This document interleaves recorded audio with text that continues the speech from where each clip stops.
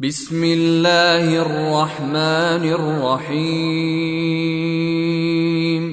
قل ان کنتم تحبون اللہ فاتبعونی یحببکم اللہ ویغفر لکم ذنوبکم واللہ غفور رحیم۔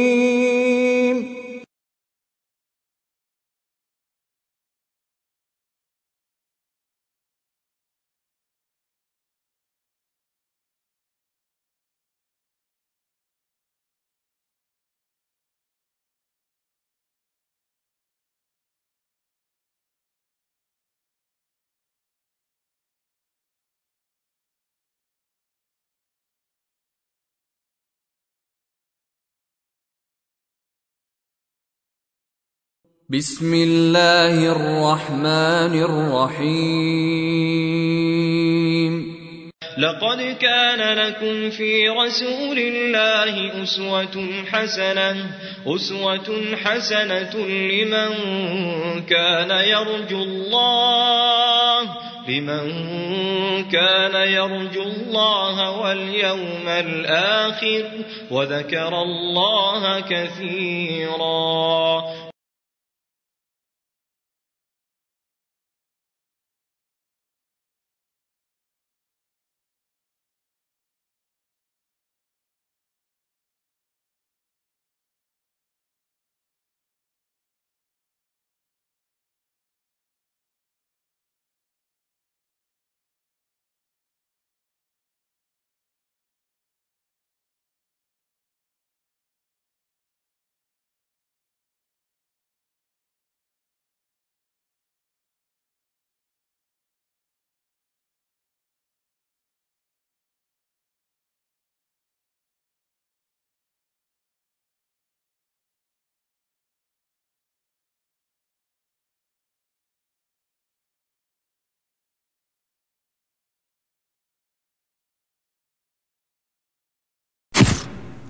إن الحمد لله نحمده ونستعينه ونستغفره ونعوذ بالله من شرور أنفسنا ومن سيئات أعمالنا، من يهده الله فلا مضل له ومن يضلل فلا هادي له، وأشهد أن لا إله إلا الله وحده لا شريك له، وأشهد أن محمدا عبده ورسوله، أما بعد، اللهم علمنا ما ينفعنا وانفعنا بما علمتنا وزدنا علما نافعا وعملا صالحا یا رب العالمین۔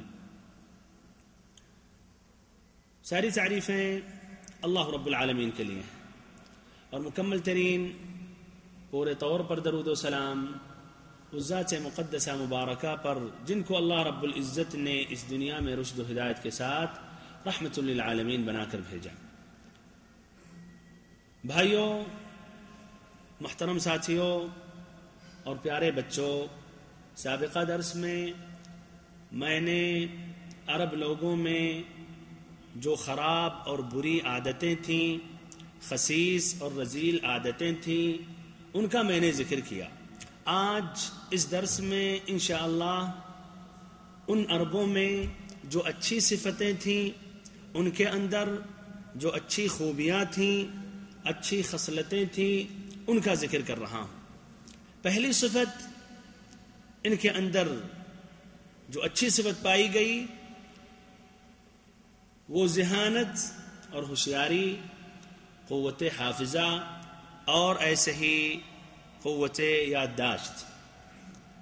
ان کا حافظہ یادداشت نہایت ہی مضبوط مانا گیا، بلکہ پورے تاریخ میں اس زمانے میں ان سے بہتر کسی کا بھی حافظہ یا ذاکرہ نہ تھا، جبکہ وہ امی تھے، ان پڑھ تھے، لکھے پڑھے نہیں ہوتے تھے، نہ لکھنے پڑھنے کا اہتمام کرتے تھے، نہ ان کے ہاں اسکول یا ایسے ہی مکتب یا تعلیم کی جگہیں تھیں، اور یہی سبب تھا اس لیے کہ انہوں نے لکھائی پڑھائی کا اہتمام نہیں کیا، تو پورا اہتمام ان کا تھا اپنے ذاکرے پر، اپنے حافظے پر، تو زیادہ سے زیادہ یاد کرنے کی کوشش کرتے تھے، یہاں تک کہ انہوں نے عربوں کا نسب، عربوں کی تاریخ، عربوں کا ادب، ایسے ہی عربوں کے اشعار اور ان کے خطبہ کی تقریریں انہوں نے اپنے حافظے پر اعتماد کر کے نقل کیا اور دوسروں تک پہنچایا۔ اور یہ بات معروف اور مشہور تھی ان میں کہ کچھ لوگ اگر 3 مرتبہ کوئی کلام سنتے تھے تو فوراً یاد کر لیتے تھے، اور ایسے ہی کچھ اگر 2 مرتبہ سنتے تھے، بلکہ ایسے بھی ہیں اور زیادہ تعداد میں وہ عرب کے لوگ تھے جو 1 مرتبہ ایک کلام سنتے تھے، بلکہ طویل ایک قصیدہ، ایک شعر سنتے تھے، 1 مرتبہ صرف سننے کے بعد مکمل طور پر اس کو یاد کر لیتے تھے۔ آپ غور کریں، الاصمعی یہ متأخر ہیں، ان کا انتقال 215 ہجری میں ہوئی، کہتے ہیں کہ ما بلغت الحلم حتى رويت 12,000 ارجوزة للأعراب، کہ میں بالغ ہونے سے پہلے میں نے 12,000 مصرع عربوں کا، یا جو اہل بادیہ جو بدو میں رہتے تھے، صحرا میں رہتے تھے، ان کا ہم نے نقل کیا، بالغ ہونے سے پہلے 12,000 مصرع۔ اور ان کی قوت حافظہ کی دلیل بھائیو ان کی زبان کی وسعت ہے، یعنی آپ اندازہ لگا سکتے ہیں کہ ان کا حافظہ کس قدر معتبر، کس قدر مضبوط تھا، کس قدر قوی تھا، ان کی زبان کی وسعت پر جب آپ غور کریں گے۔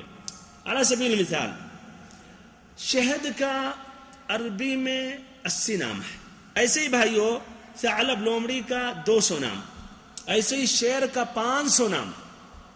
شعر کا آپ پورا ڈکشنری عرب کے پورے اس میں ادب میں جائیں گے، ان کی لغت میں جائیں گے تو 500 نام ملیں گے، اور یہ محفوظ ہے، یہ نہیں کہ بھائیو کہا جا رہا ہے، یعنی آپ واقف ہو سکتے ہیں۔ علی سبیل المثال، اسد، حزبر، حیثم، غضنفر، لیث، الضرغام، قسور، قرآن میں بھی آیا فرت من قسورہ کأنہم حمر مستنفرہ فرت من قسورہ۔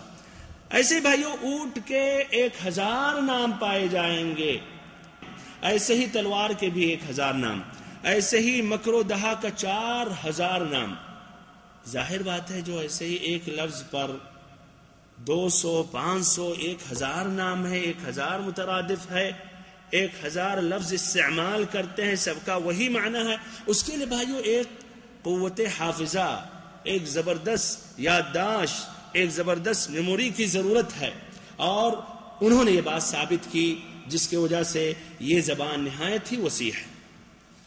دوسری اچھی خوبی ان میں یہ تھی کہ وہ اہل کرم و فیاض اور جود و سخاوت والے تھے، اور یہ ایسی صفت تھی کہ عرب کے لوگ ہر دوسرے سے اس صفت میں، اس خصلت میں سبقت حاصل کرنا چاہتے تھے، ہر کوئی ایک دوسرے سے آگے بڑھنا چاہتا تھا، یہاں تک کہ بھائیو عرب کے آدھے اشعار اسی کے نظر ہو گئے، کرم، فیاضی، جود و سخاوت کے متعلق۔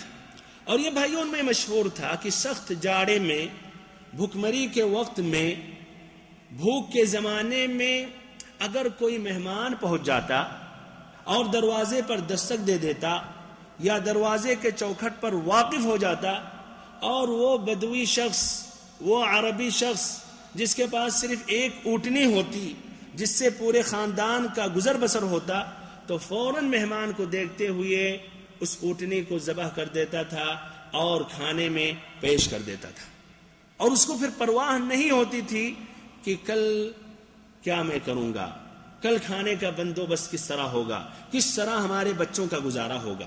ایسے ہی بھائیو وہ اونچی جگہوں پر ڈیرا ڈالتے تھے، اونچی جگہوں پر مکانات بناتے تھے، اور شدید ٹھنڈیوں میں جاڑے کے وقت آگ بھی جلایا کرتے تھے تاکہ دور سے لوگ سمجھ جائیں کہ یہاں کوئی کریم، کوئی فیاض کی ایک جگہ ہے جو دعوت دے رہا، جو بلا رہا کہ آئیے اہلاً و سہلاً، آئیے، آپ کے لیے جگہ کا بندوبست ہے، آپ کے لیے جگہ حاضر ہے، اور آپ کے لیے کھانے پینے کا بھی انتظام ہے، فری میں بھائیو، ہوٹل نہیں، فری میں۔ ان کے اس مسئلے میں ایک شاعر نے کہا وَإِنِّي لَأَدْعُ الضَّيْفَ بِالضَّوْءِ بَعْدَمَا كَسَى الْأَرْضَ نَضَّاحُ الْجَلِيدِ وَجَامِدُ، کہ میں مہمانوں کو دعوت دیتا ہوں اس وقت جبکہ پوری زمین برفیلی ہو جاتی ہے۔ ایسے بھائیوں، ان کے مشہور اہل کرم میں سے حاتم الطائی ہیں، جن کی مثال دی جاتی ہے جب بھی کسی کی اگر تعریف کی جاتی ہے کہ وہ بہت ہی کریم یا سخی ہے تو کہا جاتا ہے آپ تو حاتم الطائی کی طرح ہے۔ یا عرب میں کسی کی تعریف کی جاتی ہے کہ بہت ہی سخی اور بہت ہی فیاض ہے تو کہا جاتا ہے کہ انت مثل حاتم، یا وہ شخص حاتم کی طرح ہے، آپ بھی حاتم الطائی کی طرح ہیں۔ ایسے بھائیوں، ان کے مشہور فیاض اور جود و سخاوت والوں میں سے حرم بن سنان ایک شخص ہے جس کے بارے میں شاعر نے کہا تراہ اذا ما جئته متهللا كأنك تعطيه الذي انت سائله، کہ حرم بن سنان کے پاس جب کوئی شخص مانگنے کے لیے پہنچ جاتا تو اس قدر حشاش اور بشاش خوشی خوشی دیتے کہ یہ محسوس ہوتا کہ یہ لے رہے دے نہیں رہے ہیں۔ بھائیوں، کبھی دینے والا خوش ہوتا ہے، لینے والا ہوتا ہے۔ دینے والا کبھی دیتا ہے لیکن مجبوری میں، کراہت کے ساتھ۔ تو یہ ایسا لگتا تھا، اس قدر خوش ہو جاتے تھے دینے کے وقت کہ لگتا تھا یہ لے رہے ہیں دے نہیں رہے ہیں۔ ایسے بھائیوں، ان کے مشہور فیاض اور جود و سخاوت والوں میں عبداللہ ابن جدعان التیمی ہیں۔ بڑے بڑے ہاڈیوں میں کھانے کا انتظام کیا کرتے تھے اور پھر کسی کو نہیں روکا جاتا تھا، جو بھی آئے کھائے لے جائے۔ ایسے ہی بھائیوں، آپ غور کریں کہ ان کے اندر کرم کی اس قدر اس میں آگے بڑھنا چاہتے تھے اور اس قدر فیاض اور جود و سخاوت والے تھے کہ اپنے مہمانوں کو باسی کھانا کھلانا پسند نہیں کرتے تھے۔ اس مسئلے میں قیس بن سعد رضی اللہ عنہ کہتے ہیں کہ میں ایک مرتبہ اپنی ساتھی کے ساتھ کسی ایک شخص کے پاس ہم ٹھہرے، یعنی سفر میں ٹھہرے، تو اس نے ایک اونٹ ذبح کیا اور اونٹ کھلایا، مکمل ایک اونٹ ذبح کیا، کھلایا، پیش کر دیا کھانے میں۔ پھر دوسرے دن ایک اور اونٹ اس نے ذبح کیا۔ ہم لوگوں نے کہا کہ ارے کل کا جو اونٹ تھا اس میں سے ہم نے بہت ہی کم کھایا، اکثر تو باقی ہے، زیادہ تر باقی ہے۔ تو کہا کہ ہم لوگ اپنے مہمانوں کو باسی کھانا نہیں کھلاتے ہیں۔ تیسری اہم صفت اور اہم خوبی عربوں کی یہ تھی کہ ان کے اندر سادگی، سچائی، امانت داری، وفاداری، وفائے عہد اور جھوٹ سے انتہائی دوری تھی۔ سچائی پر اور ایسے ہی جھوٹ سے انتہائی دوری، اس واقعے پر آپ غور کریں۔ ابو سفیان ابن حرب، جو نبی صلی اللہ علیہ وسلم سے شدید دشمنی رکھتے تھے اسلام لانے سے پہلے، فتح مکہ کے وقت سن 8 ہجری میں انہوں نے اسلام قبول کر لیا، لیکن اس سے پہلے سمجھے ایک شدید دشمن تھے نبی صلی اللہ علیہ وسلم کے۔ ہرقل نے ایک مرتبہ ان کو بلایا اپنے پاس، اور یہ طویل واقعہ ہے، ایک طویل حدیث ہے جس کی روایت امام بخاری نے اپنی کتاب الصحیح میں کی ہے۔ ہرقل نے ابو سفیان سے متعدد سوالات نبی صلی اللہ علیہ وسلم کے متعلق کیا، اور وہ سوالات کرنے کی وجہ یہ تھی کہ آپ صلی اللہ علیہ وسلم کا خط ہرقل کے پاس پہنچا تھا جس میں آپ نے صراحت کے ساتھ دعوت دی، من محمد رسول اللہ صلی اللہ علیہ وسلم الى ہرقل عظیم الروم اسلم تسلم یؤتک اللہ اجرک مرتين، من محمد صلی اللہ علیہ وسلم یا من محمد رسول اللہ صلی اللہ علیہ وسلم الى ہرقل عظیم الروم اسلم تسلم یؤتک اللہ اجرک مرتين، کہ محمد صلی اللہ علیہ وسلم کی طرف سے جو اللہ کے رسول ہیں ان کی جانب سے ہرقل جو رومیوں کا عظیم ہے، بادشاہ ہے، اس کی طرف اسلام قبول کر لو، تمہاری سلامتی ہے۔ اس کے بعد اس نے اپنے دربار میں کچھ عربوں کو طلب کیا کہ اگر ہمارے علاقے میں کچھ عرب سے آئے ہوئے تو ان کو ہمارے پاس پیش کیا جائے۔ اتفاقاً ابو سفیان کچھ لوگوں کے ساتھ تجارت کی غرض وہ شام میں موجود تھے تو ان کو بلایا گیا۔ پھر ہرقل کے دربار میں ان سبھی کو داخل کیا گیا۔ ہرقل نے پوچھا کہ ان سبھی لوگوں میں نسب کے اعتبار سے سب سے زیادہ قریب کون ہے اس شخص سے جو محمد ابن عبداللہ ہیں؟ سبھی نے کہا یہ ابو سفیان ابن حرب۔ ابو سفیان کو آگے بڑھایا گیا، اس سے ہرقل نے متعدد سوالات کیا۔ ہمارے بھائیو غور کریں کہ شدید دشمنی کے ساتھ اور اس خطرے کے باوجود کہ شاید یہ ہرقل مائل ہو جائے گا اور اسلام قبول کر لے گا، صحیح جواب دیا۔ آپ کے نسب کے بارے میں، آپ کے اخلاق کے بارے میں اور آپ کے دین کے بارے میں کی تعداد بڑھتی ہوئی چلی جا رہی ہے، الی آخرہ متعدد سوالات تھے۔ المہم بھائیو ان کی ایک اچھی جو صفت تھی وہ یہ تھی کہ جھوٹ نہیں بولتے تھے، بلکہ جھوٹے کو جھوٹ بولنا بہت ہی بڑا عیب سمجھتے تھے۔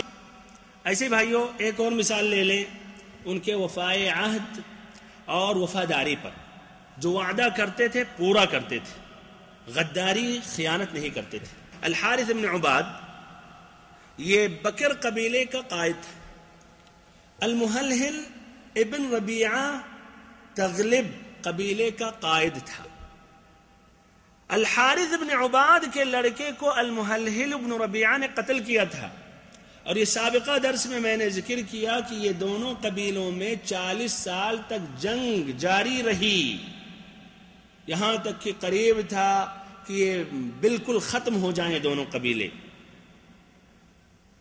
جس کا نام تھا حرب البسوس۔ المهم ادھر غور یہ کریں، الحارث بن عباد نے ایک مرتبہ المحلحل ابن ربیعہ کو قید کر لیا، لیکن اس کو معلوم نہیں تھا کہ یہی المحلحل ابن ربیعہ ہے قائد تغلب۔ تو کہا الحارث بن عباد نے المحلحل سے، اور اس کو معلوم نہیں ہے کہ یہی المحلحل ہے، کہ اگر تم مجھے بتا دو المحلحل کون ہے تو میں تجھے یا تمہیں آزاد کر دوں، ورنہ میں تمہیں قتل کر کے رہوں گا۔ المحلحل ابن ربیعہ نے کہا مجھے عہد و پیمان دے رہے ہو کہ اگر میں بتا دوں المحلحل کون ہے تو مجھے چھوڑ دو گے؟ تو اس نے کہا بالکل تمہارے لیے عہد اور پیمان ہے۔ تو کہا میں ہی المحلحل ہوں۔ اس نے چھوڑ دیا، جو وعدہ کیا پورا کیا، اور اس طرح بدلہ نہیں لیا۔ ان کے وفاداری، امانت داری اور نخوت اور غیرت پر ایک یہ مثال یا یہ قصہ سنیں۔ النعمان ابن المنذر یہ کسرا کا نائب تھا اور حیرہ پر حکمرانی کرتا تھا۔ کسرا فارس کا جو بادشاہ تھا، کسرا نے النعمان ابن المنذر سے طلب کیا کہ اپنی بیٹیوں سے، اپنی کسی ایک بیٹی سے اس کی شادی کرا دے۔ النعمان ابن المنذر نے یہ بات نہیں پسند کی، خاصتاً عربوں کے اندر بھی ایک نخوت تھی کہ کس طرح اپنی بیٹی کو کسرا فارس جو بھی ہو بادشاہ ہو اس سے ہم اپنی بیٹی کی ہم شادی کرائیں۔ تو بہرحال انہوں نے رفض کر دیا۔ تو غصے میں آ گیا کسرا، اور النعمان ابن المنذر جو کسرا کی نیابت کرتا تھا حیرہ پر، اپنے پاس بلایا۔ ایک بادشاہ کا بلانا خطرے سے خالی نہ تھا، اسی لیے النعمان ابن المنذر نے حان ابن مسعود الشیبانی کے پاس اپنا سمجھیے اسلحہ، اپنا متاع، مال و دولت، بچوں کو اس کے حوالے کر دیا، اور بطور امانت حان ابن مسعود الشیبانی کے حوالے کر دیا۔ پھر النعمان ابن المنذر کسرا کے پاس پہنچا، جب وہاں پہنچا تو قتل کر دیا۔ قتل کرنے کے بعد کسرا نے حان ابن مسعود الشیبانی سے طلب کیا کہ النعمان ابن المنذر کی جو امانت ہے تمہارے پاس وہ ہمارے حوالے کرو۔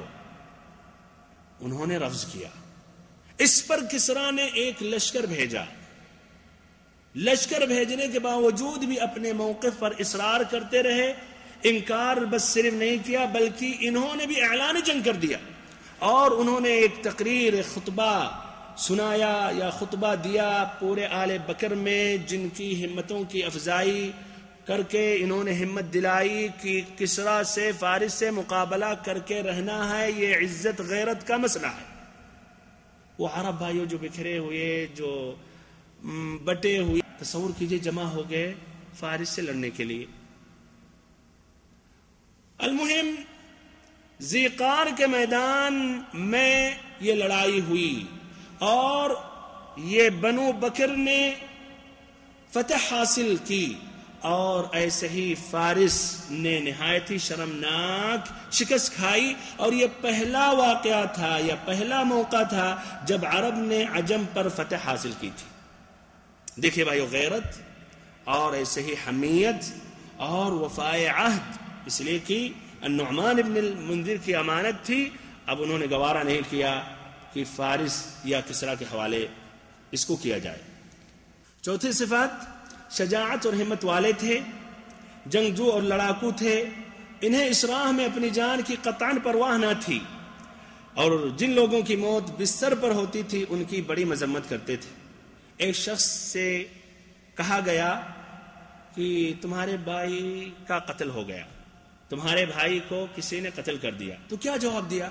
کہا ان یقتل فقد قتل ابوہ وعمہ واخوہ انا واللہ لا نموت حتفا ولكن قطعا باطراف الرماح وموتا تحت ظلال السيوف۔ اگر ہمارے اس بھائی کا قتل ہوا ہے جسی خبر لے کر آئے ہو تو یہ بھی سن لو کہ ہمارے والد کا بھی قتل کیا گیا تھا، ہمارے والد بھی قتل کیے گئے ہیں، ایسے ہمارے چچا کو بھی قتل کیا گیا ہے، ایسے ہمارے ایک اور بھائی کو بھی قتل کیا گیا ہے۔ پھر کہا رب العزت کی قسم، ہم وہ لوگ نہیں ہیں جو بستروں پر مرتے ہیں، بلکہ ہم وہ لوگ ہیں جو نیزوں کی بوچھار اور تلواروں کے سائے میں مرتے ہیں۔ پانچویں صفت، یہ لوگ بھائیو غیرت مند، عزت کی حفاظت کرنے والے تھے اور ذلت پر موت کو ترجیح دینے والے تھے۔ اس میں ان کا ایک شعر سنیے جس سے ہم اتفاق نہیں کرتے ہیں، لیکن علامت ہے یا اشارہ کس قدر ان کے اندر یہ عزت تھی۔ ان کے ایک شاعر نے کہا لا تسقنی ماء الحیات بذلت بل فاسقنی بالعز کأس الحنظل ماء الحیات بذلت کجہنمی وجہنم بالعز اطیب منزلی، کہ مجھے زندگی کا پانی ذلت کے ساتھ مت پلاؤ، بلکہ مجھے عزت کا پانی پلاؤ چاہے جتنا ہی کڑوا کیوں نہ ہو، عزت کا پانی پلاؤ جتنا ہی کڑوا ہو، کوئی مشکل نہیں، کوئی پرواہ نہیں۔ پھر کہتا ہے ماء الحیات بذلت کجہنمی، کہ زندگی کا پانی جس سے ہم جئیں لیکن ذلت ہے تو یہ جہنم کی طرح ہے، اور ہمارے لیے جہنم بہترین منزل اور مقام ہے اگر عزت کے ساتھ ملے۔ بہرحال اس سے ہم قطعاً اتفاق نہیں کرتے ہیں، جہنم سے بدترین جگہ نہیں ہو سکتی اور اس سے زیادہ بڑھ کر کوئی اور خسارہ نہیں ہو سکتا۔ اللہ تعالی ہم سبھی کو جہنم سے محفوظ رکھے اور ہم سبھی کو جنت میں اعلیٰ مقام، اعلیٰ منازل عطا کرے، آمین یا رب العالمین۔ چھٹی صفت بھائیو، بدوی سادگی یعنی تمدن کی آلائشوں سے ناواقفیت اور دوری تھی۔ ایسے ہی ساتویں صفت، آزاد قسم کے لوگ تھے، کسی اجنبی حکومت کے تابع نہ تھے، کبھی غلامی کی بندشوں میں نہ گھرے۔ یہ اچھے صفات تھے، یہ اچھی خصلتیں تھیں جن کی وجہ سے کہیں اللہ رب العزت نے انہی لوگوں کو دین کی خدمت کے لیے منتخب کیا، اور یہی صفتوں سے انہوں نے مزید اسلام کو قوت پہنچائی جب انہوں نے اسلام قبول کیا اور اسلام میں وہ داخل ہوئے۔ مؤرخین نے نسلی اعتبار سے عرب اقوام کو 3 قسموں میں بانٹا، یا ان کو 3 حصوں میں قرار دیا۔ پہلی قسم عرب بائدہ، عرب بائدہ یعنی وہ قدیم عرب قبائل اور قومیں جو بالکل ناپید ہو گئیں اور ان کے متعلق ضروری تفصیلات بھی موجود نہیں، جس طرح کون؟ عاد، سمود۔ یہ عاد اور سمود کا ذکر قرآن میں آیا ہے لیکن ان کی نسل باقی نہیں ہے، ختم ہو گئے۔ اور ایسے ہی حضرموت، حضور، وبار وغیرہ متعدد قبیلے اور خاندان ہیں، اسی لیے ان کو کہا بائدہ، بائد جو زائل، ختم ہو گئے۔ نمبر 2 عرب عاربہ، یعنی وہ عرب قبائل جو یشجب ابن یعرب بن قحطان کی نسل سے ہیں اور انہیں قحطانی عرب بھی کہا جاتا ہے۔ ایسے نمبر 3 عرب مستعربہ، یعنی وہ عرب قبائل جو اسماعیل ابن ابراہیم علیہ السلام کی نسل سے ہیں اور انہیں عدنانی عرب بھی کہا جاتا ہے۔ دونوں میں فرق کیا ہے بھائیو، عاربہ اور مستعربہ؟ عاربہ یہ جو اصلی عرب ہے، جو اوریجنل عرب ہے۔ مستعربہ جنہوں نے بعد میں عربی زبان سیکھی، جس طرح کی آئے گا اسماعیل علیہ السلام کی اصل زبان عربی نہیں تھی، انہوں نے عربی زبان جرہم الثانی سے سیکھا، پھر یہ عربی جب بولنے لگے، ان کی نسل بھی عربی بولنے لگی، تو یہ تمام ان قبائل کو کہا گیا عرب مستعربہ۔ عرب عاربہ جو ہیں ان کا آبائی وطن کہاں ہے؟ یمن، یعنی آپ یہ کہہ سکتے ہیں اصلی جو عرب ہیں، جو عرب کی ابتدا ہیں، وہ یمن سے ہے۔ یمن یہ جو معروف ہے سعودیہ عربیہ کے جو جنوب میں۔ یہ بھائیو یشجب ابن یعرب ابن قحطان جو تھے، ان کے ایک لڑکے تھے سبا ابن یشجب ابن یعرب ابن قحطان۔ یہ سبا ابن یشجب ابن یعرب ابن قحطان سے 2 بڑے قبائل وجود میں آئے، ایک حمیر ابن سبا اور ایک کہلان ابن سبا۔ حمیر ابن سبا کی جو مشہور جماعتیں تھیں ان میں سے قضاعہ، السکاسک، زید الجمہور، اور کہلان کی مشہور شاخیں، حمیر کی مشہور جو شاخیں تھیں وہ قضاعہ، السکاسک، زید الجمہور، اور ایسے ہی کہلان کی مشہور شاخیں تھیں ہمدان، الہان، الاشعر، طی، مدحج، لخم، جذام، عاملہ، خولان، معافر، انمار اور الازد، اور انہی الازد سے الاوس اور خزرج تھے، انہی الازد سے اوس اور خزرج تھے، جنہوں نے بعد میں نبی صلی اللہ علیہ وسلم کی نصرت کی، نبی صلی اللہ علیہ وسلم کی مدد کی، اور بعد میں انصار کے لقب سے مشہور ہوئے۔ ایسے ہی بھائیو خزاعہ، ایسے ہی اولاد جفنا ہیں جنہوں نے آگے چل کر ملک شام کے اطراف میں بادشاہت قائم کی اور آل غسان کے نام سے مشہور ہوئے۔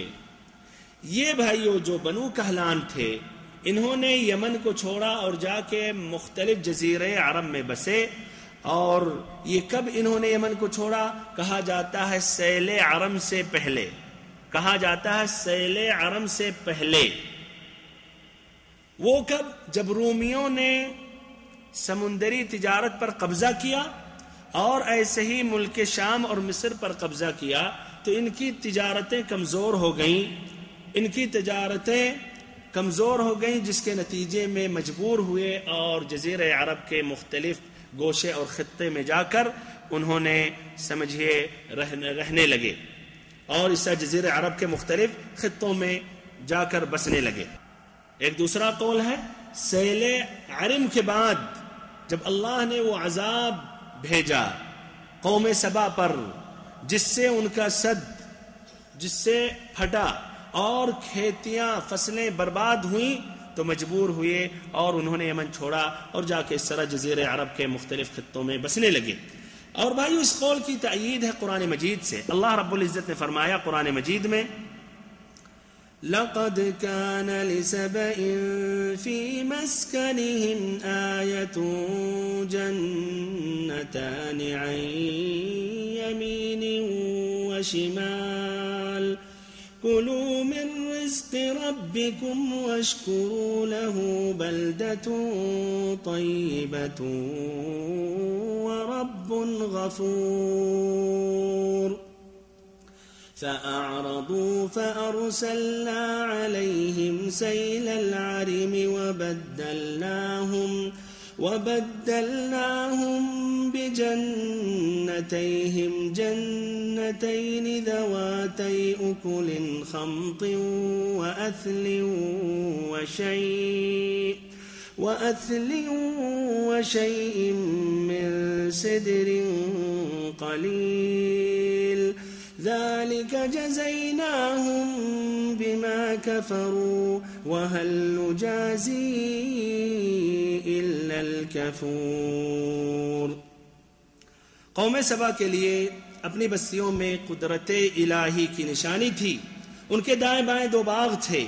ہم نے ان کو حکم دیا تھا کہ اپنے رب کی دی ہوئی روزی کھاؤ اور اس کا شکر ادا کرو. یہ عمدہ شہر ہے اور وہ بخشنے والا رب ہے. لیکن انہوں نے روگردانی کی تو ہم نے ان پر زور کے سیلاب کا پانی بھیج دیا اور ہم نے ان کے ہرے بھرے باغوں کے بدلے 2 ایسے باغ دیے جو بدمزہ میووں والے تھے. اس طرح بھائیو یہی کہلانے قبائل کی 4 قسمیں کی جا سکتی ہیں: ازد، لخم، جذام اور بنو طی. یہ تھے عرب عاربہ. عرب مستعربہ جو عربوں کی تیسری قسم ہے، ان کے جد اعلیٰ تھے یا ان کے جد اعلیٰ سیدنا ابراہیم علیہ السلام ہیں. عرب مستعربہ کے جد اعلیٰ کون ہیں؟ ابراہیم علیہ السلام، جو اصلاً عراق کے شہر اور کے باشندے تھے اور یہ شہر کوفے کے قریب واقع تھا. حضرت ابراہیم علیہ السلام نے اپنا شہر چھوڑا اور پہنچے حران یا حاران. پھر حاران کو یا حران کو ترک کر کے فلسطین میں بسے اور یہی فلسطین کو دعوت و تبلیغ کا مرکز بنا لیا اور پھر اسی فلسطین سے مختلف جگہوں پر جا کے اللہ تعالیٰ کی طرف دعوت دیتے رہے. ایک مرتبہ ان کا مصر بھی جانا ہوا. حضرت ابراہیم علیہ السلام کے ساتھ ان کی بیوی سارہ بھی تھی. جب فرعون مصر کو پتہ چلا اور اس کے لوگوں نے اطلاع دی کہ یہ سارہ نہایت ہی حسین اور خوبصورت ہیں، تو یہ فرعون سارہ کے متعلق بدنیت ہو گیا اور اس کی نیت خراب ہو گئی اور اس کے ارادے نہایت ہی برے ہو گئے اور پھر بلایا غلط ارادے کے تحت اور غلط ارادے کے خاطر.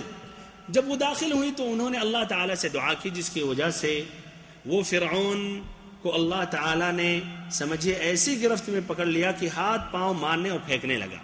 پھر بعد میں اس کو احساس ہوا، یقین ہوا کہ یہ جو عورت ہیں یہ عام ایک عورت نہیں ہیں، بلکہ یہ نہایت ہی خاص اور مقرب اللہ کی ایک بندی ہیں. پھر اس نے چھوڑا اور بلکہ مزید تکریم کرتے ہوئے ہاجرہ کو بھی دے دیا سارہ کی خدمت کے لیے. اس لیے دیا کہ سارہ کے فضائل کا اعتراف کرتے ہوئے کہ یہ نہایت ہی مقرب اور اللہ کی خاص بندی ہوں گی، یا تو پھر اللہ کے عذاب سے ڈرتے ہوئے. سمجھے ایک دے دیا کہ ایسا نہ ہم پر کوئی عذاب آنے والا ہوگا یہ سارہ کی وجہ سے، تو یہ میں دے دوں گا، یہ ہدیہ دے دوں گا تو ہماری جان بچ جائے گی. بہرحال جو بھی ہو، تو اس طرح سارہ کو اس فرعون نے بطور خدمت ہاجرہ کو دیا. یہ ہاجرہ کو پھر سارہ نے ابراہیم علیہ السلام کو بطور زوجیت دے دیا اور اس طرح ابراہیم علیہ السلام نے حضرت ہاجرہ سے شادی کر لی. شادی کرنے کے بعد اس طرح فلسطین میں رہنے لگے. سارہ بھی تھی، ہاجرہ بھی تھی. ہاجرہ کے بطن سے اللہ تعالیٰ نے حضرت اسماعیل عطا کیا. جب ہاجرہ کو لڑکا ہوا اور سارہ کو اب تک لڑکے نہیں ہوئے، اس کی وجہ سے اس قدر غیرت آئی، حضرت سارہ کو کی برداشت نہیں کر سکیں اور انہوں نے حضرت ابراہیم علیہ السلام کو مجبور کیا کہ ہاجرہ اور ہاجرہ کے ساتھ ان کے جو لڑکے ہیں اسماعیل ہیں، یہ دونوں کو جلا وطن کر دیا جائے. بہرحال حالات نے ایسا رخ اختیار کیا کہ حضرت ابراہیم علیہ السلام مجبور ہوئے اور اس طرح ہاجرہ اور ہاجرہ کے صاحبزادے حضرت اسماعیل علیہ السلام کو لے کر حجاز پہنچے. حجاز تشریف لے گئے اور وہاں ایک بے آب و گیاہ وادی میں بیت اللہ شریف کے قریب ٹھہرا دیا. اس وقت بیت اللہ شریف نہ تھا صرف ٹیلے کی طرح ابھری ہوئی زمین تھی. سیلاب آتا تھا تو دائیں بائیں سے کترا کر نکل جاتا. وہی مسجد حرام کے بالائی حصے میں زمزم کے پاس ایک بڑا درخت تھا.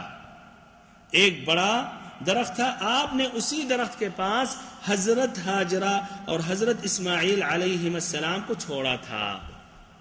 پھر چھوڑنے کے بعد وہاں سے واپس ہو گئے حضرت ابراہیم علیہ السلام، اور انہوں نے ایک توشے دن میں کھجور اور ایک مشکیزے میں پانی رکھ دیا.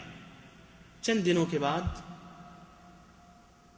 کھجور ختم ہو گئے، پانی بھی ختم ہو گیا، اس لیے کہ اس زمین پر نہ پانی تھا نہ وہاں کوئی آدمی رہتا تھا. اب جب یہ پانی ختم ہوا اور اسماعیل علیہ السلام کو بھوک لگی اور پریشان ہوئے، رونے لگے، ہاتھ پیر مارنے لگے، تو ہاجرہ اب پریشان ہوئی کہ اب کس طرح ان کے لیے ہم غذا میسر کریں اور اس کا بندوبست کریں. تو صفا پہاڑی پر پہنچی، دیکھنے لگی چاروں طرف کہ کوئی آدمی نظر آ جائے جو ان کی مدد کر سکے. کوئی آدمی نظر نہیں آیا. صفا پہاڑی سے اتری، مروہ پر پہنچی. مروہ پر جب پہنچی وہاں بھی انہوں نے چاروں طرف دیکھا، کوئی آدمی نظر نہیں آیا. پھر واپس ہوئی صفا کو. اس طرح انہوں نے 7 چکر لگایا. جو ہم سعی کرتے ہیں اس کا جو سمجھیے ابتدا ہے حضرت ہاجرہ علیہ السلام سے ہے. بہرحال واپس ہوئی مایوس ہو کر، تو دیکھتی ہیں اسماعیل علیہ السلام کے نیچے سے زمزم کا چشمہ بہ رہا ہے اور چشمہ پھوٹ رہا ہے. شدت حرص میں پانی کو جمع کرنے لگی کہ یہ پانی ضائع نہ ہو جائے. نبی صلی اللہ علیہ وسلم نے جب یہ واقعہ ذکر کیا تو آپ نے فرمایا رحم اللہ اسماعیل لولا انها عجلت لكان زمزم عینا معینا، کہ اللہ تعالی کا رحم ہو اسماعیل پر. اگر وہ گھیرتی نہیں تو آج یہ زمزم کا پانی یہ بہتا ہوا چشمہ ہوتا، یعنی ایک نہر کی طرح ہوتی، ہر کوئی آسانی سے پہنچ جاتا. لیکن انہوں نے جب گھیرا تو یہ کنواں ہی کی شکل اس زمزم نے اختیار کر لیا، اور اس کا پانی کنواں ہی سے لے کر ہی آپ استفادہ کر سکتے ہیں یا کنواں ہی کے ذریعے آپ حاصل کر سکتے ہیں. بہرحال اس طرح یہ پانی سے سمجھیے مکہ میں زندگی بسر کرنے کا ایک اہم سبب یا ایک اہم ذریعہ اللہ تعالیٰ نے عطا کیا. وہاں سے یمن کا ایک قبیلہ گزر رہا تھا اور وہ پہلے بھی اس راستے سے گزرتے تھے. تو انہوں نے دیکھا، دور سے دیکھا کہ کچھ پرندے وہاں منڈلا رہے ہیں، چکر لگا رہے ہیں. انہوں نے جب یہ دیکھا تو آپس میں کہا لعہدنا بہذا الوادی وما فیہ ماء، جہاں تک ہم جانتے ہیں اس وادی میں پانی کا کوئی وجود نہیں ہے، یہاں پانی نہیں ہے. لیکن تب بھی کہا کہ پرندے جو چکر لگا رہے ہیں، گھوم رہے ہیں، ضرور پانی ہوگا تبھی وہ گھوم رہے ہیں. انہوں نے ایک شخص کو بھیجا کہ تحقیق کر کے آئے، دیکھے کہ صحیح وہاں پانی ہے یا نہیں. بعد میں اس نے آ کے اطلاع دیا کہ ہاں وہاں پانی ہے اور وہاں ایک عورت بھی ہے اور اس عورت کے ساتھ اس کا ایک بچہ بھی ہے. وہاں پہنچے، انہوں نے اجازت طلب کی، ہاجرہ نے اجازت دے دی. اس کے بعد یہ قبیلہ بھی وہاں رہنے لگا. یہ جرہم الثانی تھے، انہی سے حضرت اسماعیل علیہ السلام نے عربی سیکھی. بہرحال یہ تھا حضرت ہاجرہ اور حضرت اسماعیل علیہ السلام کا واقعہ. رہی بات حضرت ابراہیم علیہ السلام، تو کیا یہ یہاں پھر مکہ دوبارہ آئی یا نہیں؟ کیا ہاجرہ سے اور حضرت اسماعیل علیہ السلام سے ملنے کے لیے آیا کرتے تھے یا نہیں؟ تو بھائیو ضرور وہ آئے، بلکہ کئی مرتبہ آئے اور متعدد مرتبہ وہ آئے. لیکن یہ نہیں کہہ سکتے بالضبط کتنی مرتبہ وہ یہاں آئے.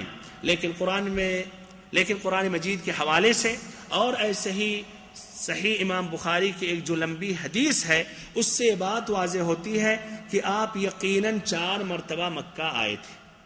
پہلے مرتبہ جو ہے وہ قرآن میں اس کا ذکر آیا جب اللہ تعالیٰ نے حضرت ابراہیم علیہ السلام کو خواب میں دکھایا کہ اپنے بیٹے حضرت اسماعیل علیہ السلام کو ذبح کر رہے ہیں.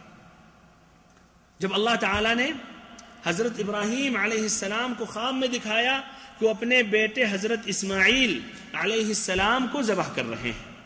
اور یہ بھائیوں، یہ خواب ایک طرح کا حکم الہی تھا، اس لیے کہ نبیوں کا خواب یہ حق ہوتا ہے، اور نبیوں کا خواب یہ اللہ تعالیٰ کی طرف سے وحی ہوتی ہے.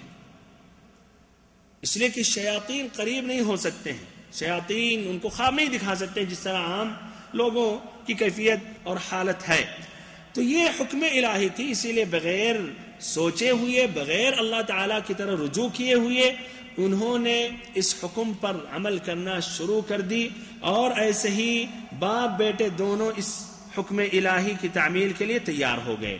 اللہ تعالیٰ نے قرآن مجید میں ذکر کیا، فرمایا فَلَمَّا أَسْلَمَا وَتَلَّهُ لِلْجَبِينِ وَنَادَيْنَاهُ أَن يَا إِبْرَاهِيمُ قَدْ صَدَّقْتَ الرُّؤْيَا إِنَّا كَذَلِكَ نَجْزِي الْمُحْسِنِينَ إِنَّ هَذَا لَهُوَ الْبَلَاءُ الْمُبِينُ وَفَدَيْنَاهُ بِذِبْحٍ عَظِيمٍ وَتَرَكْنَا عَلَيْهِ فِي الْآخِرِينَ سَلَامٌ عَلَى إِبْرَاهِيمَ كَذَلِكَ نَجْزِي الْمُحْسِنِينَ إِنَّهُ مِنْ عِبَادِنَا الْمُؤْمِنِينَ وَبَشَّرْنَاهُ بِإِسْحَاقَ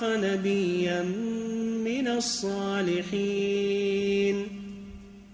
اور جب دونوں نے سر تسلیم خم کر دیا اور باپ نے بیٹے کو پیشانی کے بل لٹا دیا تو اللہ نے پکارا، اے ابراہیم، تم نے خواب کو سچ کر دکھایا، تم نے خواب کو سچ کر دکھایا، ہم نیکوکاروں کو اسی طرح بدلہ دیتے ہیں. یقیناً ایک کھلی ہوئی آزمائش تھی اور اللہ نے انہیں فدیے میں ایک عظیم ذبیحہ عطا فرمایا. مجموعے بائبل کی کتاب میں یہ بات لکھی ہوئی ہے سفر تکوین میں کہ حضرت اسماعیل علیہ السلام حضرت اسحاق علیہ السلام سے 13 سال بڑے تھے، اور قرآن مجید کے اس سیاق سے بھی یہی بات واضح ہوتی ہے کہ حضرت اسماعیل علیہ السلام حضرت اسحاق علیہ السلام سے بڑے تھے. کیوں؟